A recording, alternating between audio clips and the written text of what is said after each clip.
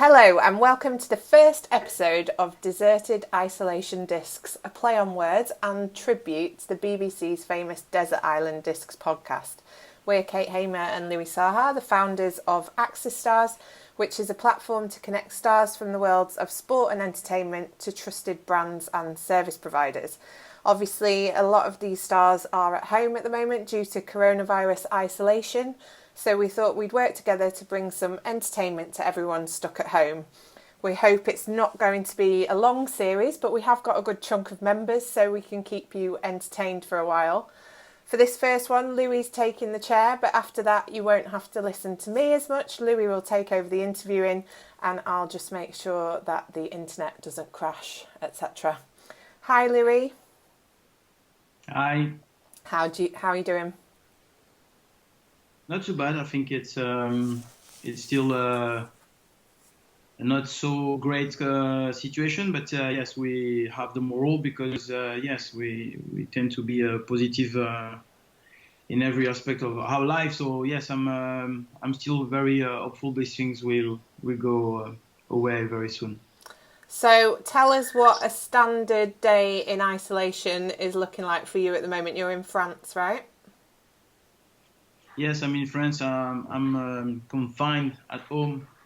I've got my kids one every 2 weeks, so get them this week. So it's all about doing the homework at 8:45, making sure that my daughter she's understanding how the video Skype is working and all the setup from a teacher. So it's yes, it's good as well because on the same way I have a test of how she's coping with the exercise and stuff. So actually I participate a little bit and I'm worried because it seems like I'm learning still things even if they're only 9 years old. So it's yeah, but it's it's a cool aspect because I really love my kids' smiles, and so every time I can see them enjoy. But obviously, it's not the best moments for everybody because you have to actually do things in house and without like authorization to go out. But mainly is that. Then you try to do all the cleanup of the house, the food, making sure that everybody is enjoying. So the free times, if they have like a moment to think about something else about their homework. So we just try to take the time as well to reunite a little bit more, talking about different topics. So this is pretty much it. Making sure that every sign as well of sickness could be monitored. Making sure that everyone is healthy and trying to do some sport at certain time. It's very important to keep the morale up. So that's basically the day of the Saha for now. But yeah, so we're lucky because compared to some people who live in small apartments, I understand that.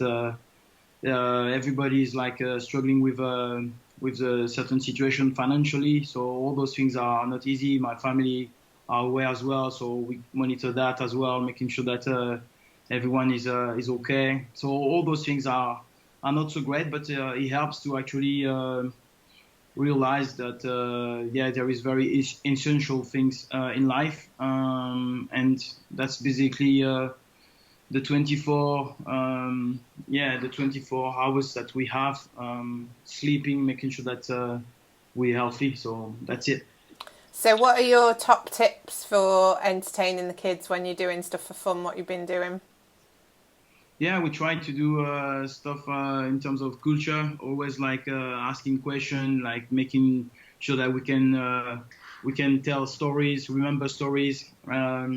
I like every single thing that we want to do. So like project ourselves after the crisis. So things like this are always like very entertaining because you discover even deeper your family. Nice. Even if you think that you know them, you still have to discover as well what they want, what they do. They have like dreams to be with somebody. They have dreams to be somebody. They have as well targets, and you want to precisely help them to do that. So that's basically the type of things. And obviously there is like a lot of games, video games. That's the thing we said that the esport is still the e-games and stuff like this is massive right now. But yeah, that's it. We really want to making sure every day we have different routines to do. Keep informed as well, because it's a reality that we need to be seen from our own eyes, like getting our brains working, our own opinions, making sure that we understand the world we're living into. Yeah, it's not our bubble. I've been living like for 15, 20 years in a bubble in my sport industry. But those things are touching everybody. We have seen that Blaise Matuidi, like some other players, has been hit by that. It's reality. It's like it can touch everybody. So it's good for everybody to understand. And I was speaking the other day with my elders, saying this is the first time, actually with my brother as well. This is the first time I can recall that something like close to terrorism has like hit some big names, apart from accidents.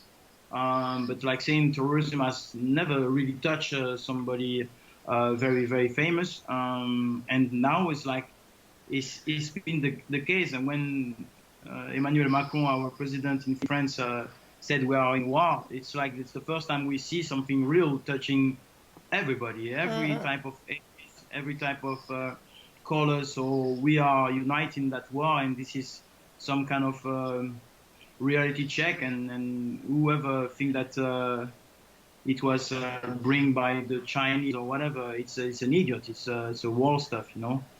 Yeah, but at least it's a war with nature that we can beat by sitting on our sofas and washing our hands. I mean, it's better than like needing grenades and stuff, isn't it? Right, we're going to ask you a few quick fire questions then. What, you said that you were cooking and stuff. What is your favourite basic meal that anybody could cook from the stuff that they've got in their cupboards at the moment? Yeah, I was like into very simple stuff. Like when I was like a player, I was like hit it for energy. I was not like into test at all. I could eat like rice and pasta for days, you know, without any issue. I obviously evolved a lot because since I separated, I just love to see my kids really enjoy the food I'm about to do. So I try to be on it a bit more. So I do simple stuff still, but like the pasta, the rice, the pesto, all those things are things that I really like to do. And obviously, as a, I would say not a racist thing, but as a black guy, it's always about chicken and meat. And I'm sorry, but I'm not into vegan stuff. But yes, we really like to do the cooking together. But my daughter, she's 8, and she's really always like looking into stuff to help and to be as informed as possible and how to get into things to have like an understanding how to do this, how to do that. I really like those moments. It's very special. Obviously, we try to be sensible as well, because it seems like it's a bit of a fight sometimes doing your course. So many people are panicking, and today was nice to see that actually it calmed down a little bit. Some people were, I think, staying at home, and paper toilets were available. So good time. Fingers crossed it'll be the 4th day that I've tried to buy some today. So hopefully I will find some. Right, favourite box set or Netflix show? What should people be watching to stay entertained? Oh my God, you're asking the wrong guy here, because I'm not into TV that much lately because of what we're doing in terms of activity is a bit 24/7. So I always like looking into documentaries. So anything that you could see in Netflix, where I feel still is like is not a wide range of things available there. I will say that the last thing was like the Bill Gates documentary that I watch. I always like look at the the documentary about the environment. So I'm into that as well. I'm making sure that my children as well are sensible to that. But basically, every time, sometimes, I try to pick something like very old school. I will look for something, and I'm sorry, sometimes in streaming where it's like back in the days, like the training days from Denzel Washington and stuff like this, because I really like those natural things, those real stories, those true moments of history, and those moments where I can see true acting, I would say. I love those moments. Yeah, and I share that with my children. Maybe not training days, but the other movies that I think are classics, I would say. Okay, cool. What about books? What have you read recently? So I was with the Phil Knight books that you gave me like months ago. Actually, pick up a few pages again, but I have to admit it was really hard. But So I'm that's into Shoe personal Dog, development. called Shoe Dog. Sorry? I was just saying that's called Shoe Dog in case anybody was wondering what the book was about. Nike. Yeah, yeah, Yeah. yeah. Yeah, the Nike guy. So it was really interesting the way he set up his company, his belief and in belief, sorry, and the way he actually manage crises, manage how to, as an accountant in some ways, how to actually evolve in certain ways because distribution was moving. All those things are really interesting, especially in the field that we are and I am now. But yeah, sometimes. Looking more into, as I said, I'm into development right now. I just want to develop as a man, human being. So I've got a book in French, how to develop yourself, and I really like it. It helps to how to communicate, how to understand people behavior when you speak, the interpretation, how to have to reformulate, how to explain properly. We have like difficulties to talk because we are foreigners sometimes, and sometimes you have different culture. Everybody will have like their paradigm in some way, like what they have like um, had experience from their parents' education, whatever the environment has like changed them for life, and sometimes you have to challenge them and say, listen, some of the things that your parents have experienced is maybe not a reality anymore. So all those things are really interesting to understand from someone who has expert or mastered those elements, and try to reassess that and pick the thing that I think that are right for me. And all those things are very important nowadays, because when you look at internet, when you look at books, when you look at anyone into the media world, they have like a massive impact on how people are gonna interpret that things. And we have to really understand that it's our duty if we are parents, it's our duty if we have friends and want to share things. The things need to be true, it need to be accurate, and then when it's accurate, you need to actually deliver the message the right way. Because if you say it the same information but with anger, with I would say patronizing people and stuff like this, people just defend themselves and say, no, even if you said the truth, I'm not happy with this. So all those things are things that I try to learn, and I think that on a time where everybody have time on their hands now because they're sitting at home, there's a need to rediscover how to speak to each other, how to actually inform each other, because what we have now as a system of information is just shit. I mean, like, I'm sorry for the language, but it's true. Nobody trusts it, nobody, and that's what I think. It's not about like just looking into comedies and to, I would say, forget about thinking about serious stuff. I know it's very important to just like having fun, but right now it's very serious. People just don't trust anybody. So we need to have that kind of reset where we get the information right, the fact in one place, and making sure that basically we can have a social impact, but a positive one to each other. Here, here. The sun's just come out there by the looks of it. Yeah, that's Oh, it's gone in again. Okay, so obviously we want this to be motivational and positive for listeners. So, is there an experience in your career that you can tell us about that is uplifting or proof that we can overcome adversity to give people hope in these times?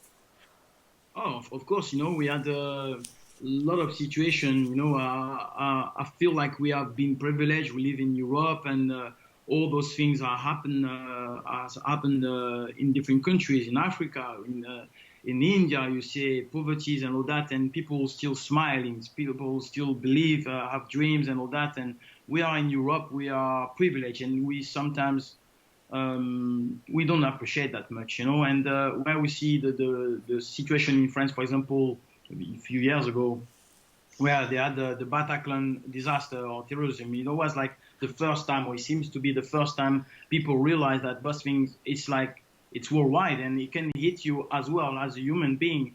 And people, maybe the next few days, were in the street, like proper to actually represent our country, represent our dreams and what we want to represent as a human beings. Is like being smiling, be on coffee tables and share stories, share jokes. And this is what I think this event today is dramatic. It's really bad because a few numbers are appear that a lot of people have died. And still, if we try to compare to other illness or death, is still minimal compared to cancer, compared to other people dying on car crash. But it's realized that by being together, we can discuss overall about those situations and say, listen, we need to get back to essential stuff here. We need to be real. We need to be true to ourselves and appreciate the moment where we are outside and we have the sun. We have like nice stuff to eat. We have all those moments without fear. We're able to be healthy. All those things are very important to realize if you want to be happy. If you are always grumpy, looking for better this or best that, or compete with other people, you see, you try to always have that kind of envy feelings in your blood. It's a disaster, and you're gonna spread that horrible feeling to other people because it's always about competition. I think what we have to remember is this, it's like I'm French and I can tell you a story of French people. I'm sure that English and Spanish and other people in Italy will say the same. We have to appreciate and be together. I've seen people on blocks, living on blocks in small apartments, but they do gym walks all together with music around, and all those things are magical. I mean, like when you compare maybe a few months ago where you're going into airports and basically you will always see people sitting 1 meter aside, because they don't want to touch each other or don't want to be too close because they don't like to be bothered and all that. And now it's like, oh, hang on a minute, I wish I could be outside and traveling, All those things make people realize and change their angle of views and hopefully unite a bit more, It's like, it's a necessity nowadays. I think the technology has particularly been good during this, when you can have John Legend and Chris Martin from Coldplay and stuff just doing like sing-alongs out of their living rooms and that sort of stuff. It's beautiful. Yeah, it's beautiful, and at the same time that we can't attach that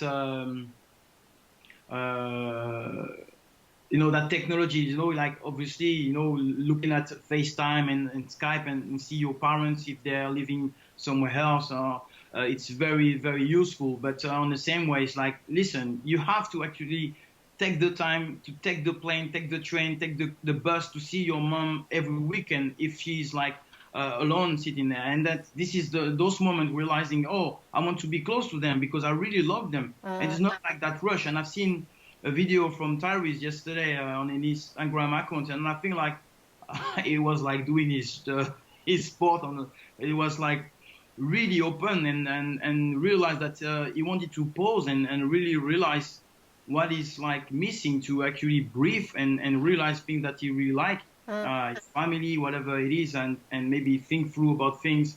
And this is what sometimes technology and the society rhythm has forced us to do.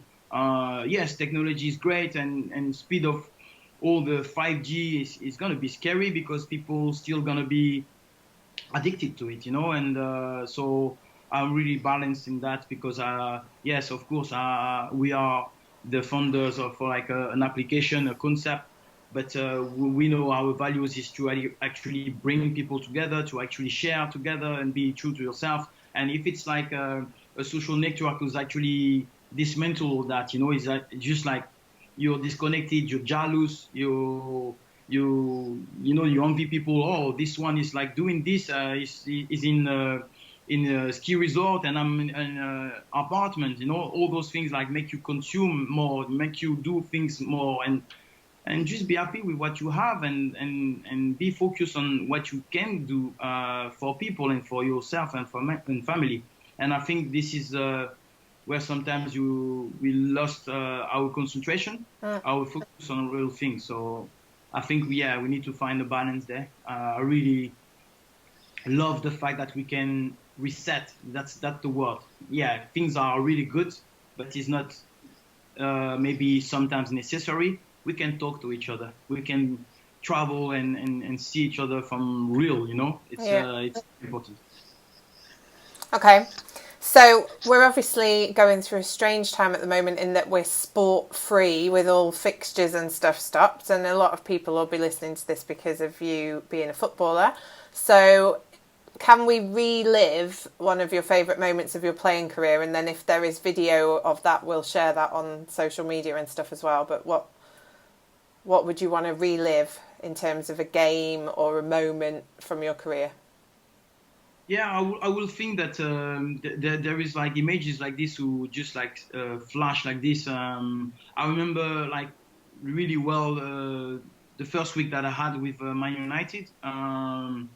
Why? Because yes, the week before maybe it was very tense because my transfer was a bit complicated and all sorts, And actually, I asked to play a game for Fulham in the cup when I knew that I would be suspended for the run with United, who was still in course.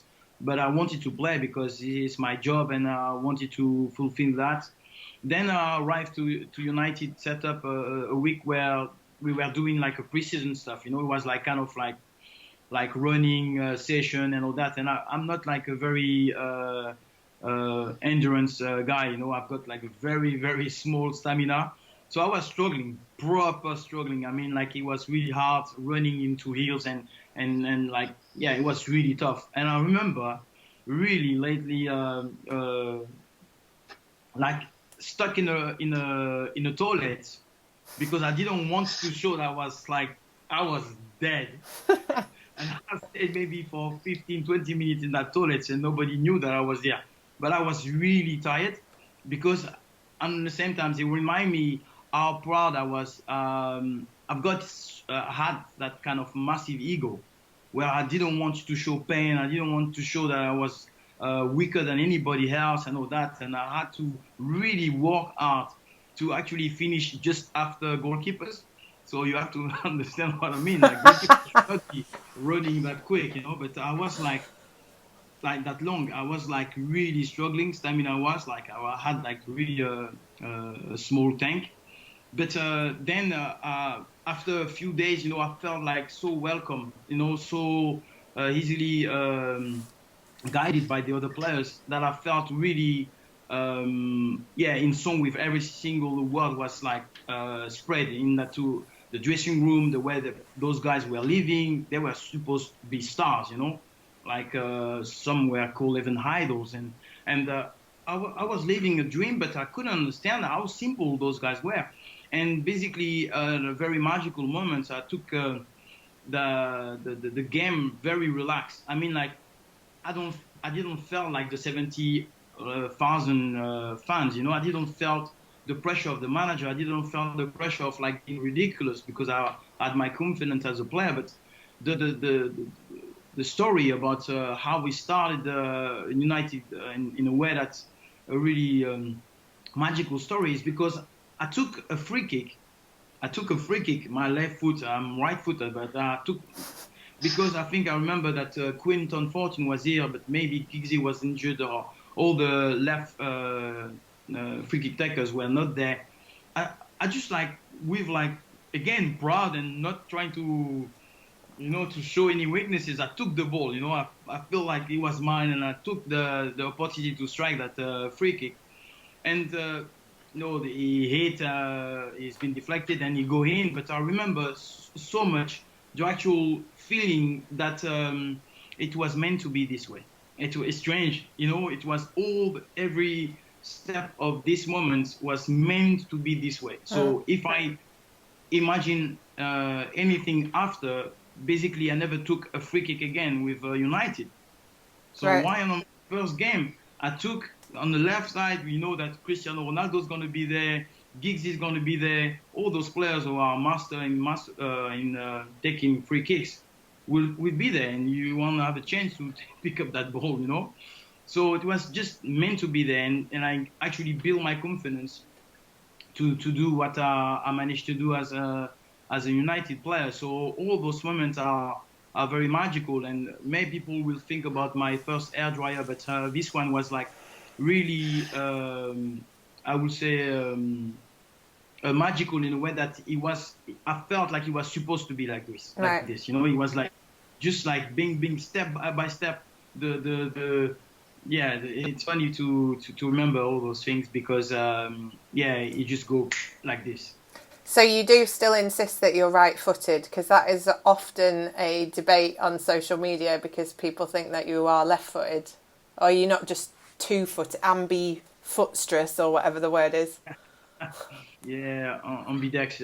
It's definitely something that I heard a lot. Even like Joel Lescott was saying it the other day again. A lot of players are just very surprised. But yes, I had a kind of like a small injury on my right kind of groin. But at the back of the time, you don't go to see your physio. You just like try to play with whatever you can play. So I could still run, but I couldn't kick the ball with my right anymore. So for a few months, I just started to play with my left, and I end up like being very skillful with my left. But if you ask me to do another head kick or anything like a volley or something kind of like acrobatic, I will use my right. Okay. I will use my right for diagonal, because I know it's like I will have like more strength. But every single thing that will be technical, I will be more, I would say, comfortable with my left. So I took penalties with my left, I took free kicks with my left, because it's like more technical in some way. Right. Dribble was my left, but it's yes, that's why I think when I arrived at Clairefontaine Academy, I had like one like front line with Anelka at the top, me on the left, and Alioune Touré, who played actually for Man City in England at some point, who was very, very fast, but he was only right-footed. So I was right-footed, but I had the chance to be able to play on the left, and I couldn't play striker at the time. I was not totally a killer, as Nicolas Anelka was already like very, very advanced in that position. So I started to play with the left on the left position, and that's it. That's how we started, and I made a career maybe with that help, because some people or some defenders always say that it's really hard to read Louis when he's coming one-on-one, because I could go both sides, Well, that's the official line on that. Now people can stop debating it. So we're going to build a Spotify playlist of feel-good music as we do these different episodes. So give us some tracks to get us started. What are your 3 uplifting tracks? Whoa. Well, let me check, because into music now it's like whoa. I'm not. I love the reggaeton and my reggae and raga from West Indies. It's like, yes, I have to have that in my car. It's like energetic. It's it's funny. It's yes. So I've got like a few like. Tusa with Nicki Minaj as well. Okay. Karol G and Nicki Minaj, I really like. I always love Alicia Keys as well. she's my artist, I would say. I've got something like you will be funny, but it's French. It's actually some music my daughter really love. Wait, I need to find this one. Oh yeah, and basically it's so the French people we may remember that, but it's like a cartoon music. Right. So in the days like 20 years back, but they done like I don't know how you say Oh, that. like a dance mix Uh, of it or something. yes, a remaster of this thing, and it's really good. But it's about the love and the spirit of this planet and all that. So I really like it. It's like definitely something that I advise French people to listen to. Okay. I don't think that he is into England. So I've Well, got we'll like we'll put it we'll put it on the playlist because we don't have we can't play any music on this podcast because it'll probably get taken down for rights usage. But yeah, we'll put exactly. it Yeah. on Spotify and people can have a listen. Um, what we're also going to bring together like the best of the internet. So you did mention earlier that you'd watched a Tyrese video, so that might be your answer to this. But what's the best thing that you've seen online in the last 24 hours? I would say that I'm always like looking into fact. You know, I hate like the gossips and the scoops and stuff like this. I'm really trying to inform myself to inform my children or friends in the best way possible. So when I look into internet, it's always like the most relevant papers. If I would say that the New York Times, the some other things like I like the Guardians. I don't know if you do, but Yes, you're all I, right with that. I'm not going to have a yeah, problem with that like I would if you'd have said the Sun. yes, yes. So lately, I went to the website of the World Health Organization to have facts to make sure that I understand what is going on, what is the actual advices that we need to follow and stuff like this. So basically, I'm living in the real world, and I don't want to see any type of like fake news. So I avoid as much as I can, like to go into like city websites. So yeah, when I do go and browse my social networks, I always double check before sending anything. And for example, people have seen that I don't really post lately, even if it's a big crisis, and may people want to hear about what I have to say. I just don't think that um,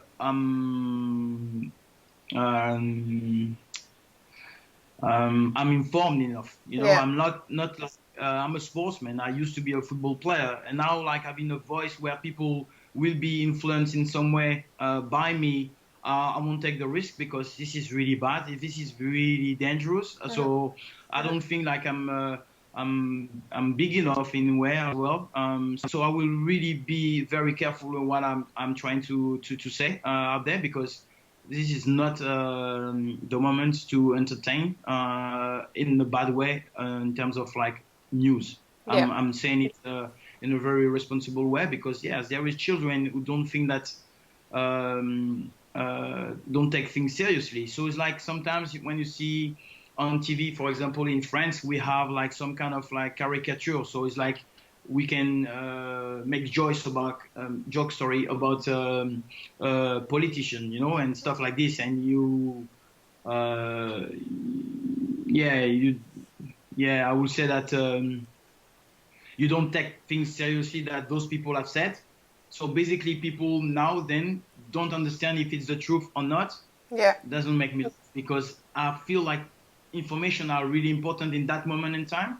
So if people starting to make jokes and people or children can sometimes misinterpret what they see on TV, they don't realize that it's not the truth. It's not right, you know. So all those things are trying to. Maybe old school, I don't know, but yeah, sometimes I'm very cautious because yes, my role as a parent is to educate and make sure that those information has been shared in the best way. So sometimes I can share topics, I can, but I tend to be very careful. So that's why That's I don't good. really like internet. Okay. Last question. If you could choose to be quarantined with any three people from today or from history, who would you pick and why? It depends maybe how long the quarantine lasts. All right, let's say it's for a week. A week. So yes, I would definitely pick the one that I may not see ever. So I will probably pick. Yeah, I would say that. That's a hard one, Kate. Yes, I would love to speak to Obama in some ways, to understand a lot of his position in the world, be able to have like a kind of like a serum. You have to say the truth. Every single question I ask, I Okay. want you to say to me the truth. So it will be very revealing and help my understanding of this world, because I'm sure that these guys know a lot of stuff that people don't. And I will be very curious about this. Then I will say someone a bit more spiritual, someone who has figured out, maybe not in a in in a normal way or normal environment. People like Gandhi, who has, I think, or maybe I will say, instead of Gandhi, I will say Sadhguru. That's who I thought you'd say, but yeah. Yeah, yes, Sadhguru. I think is a bit more, I would say, real, in a way that he hasn't been confined, in a way that he helped to be very calm on every situation, very with the best wisdom you can ever imagine on every situation, because the environment was maybe control. Where I don't think that Sadhguru has that. He's able to actually do a lot of things, or that's what he shows on his forums and Instagrams and all that. So yes, someone who is able to actually teach me how to really be calm and how to, I would say, master a lot of aspects of my personality, because I can have like a lot of, I would say, default in how to control myself, how to, yes, I would say, understanding myself, and all that. So I think, yeah, you can smile. Yes, you can smile. You may have suffered a lot lately.